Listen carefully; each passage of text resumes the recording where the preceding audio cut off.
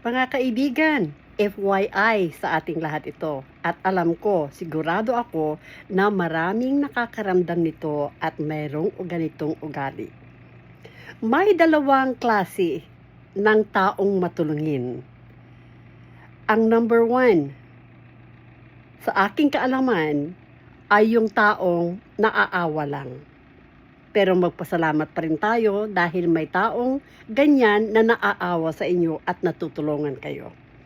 Pero ang the best ay yung tao na naaawa sa iyo na may kasamang pagmamahal. Ang dapat nating gawin ng mga natulungan, una't-una sa lahat, ay bigyan ng pasasalamat yung naawa sa iyo at natulungan ka.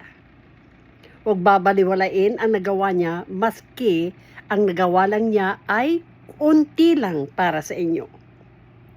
Para sa taong nakagawa nun, lumigaya siya dahil natulungan ka niya. Maganda ang kanyang kalooban kaya maganda rin ang pinakita niya sa iyo. Huwag nating pababayaan ang mga taong ganyan. Forever natatanawin natin ang kanilang mga nagawa, maliit man o malaki. Gaano pa man ang halaga ng naitulong niya, ay dapat nating tanawin na utang na loob. Dahil kung wala ang mga taong ito na naawa sa iyo at nagmahal sa iyo, nagbigay ng tulong sa iyo, ay hindi mo siguro na iligtas yung isang araw mo na meron kang pangangailangan. Kaya, mga kaibigan, hindi masamang tumulong, hindi masamang maawa. Kung talagang nangangailangan yung tao at meron kang maitutulong, tulungan mo.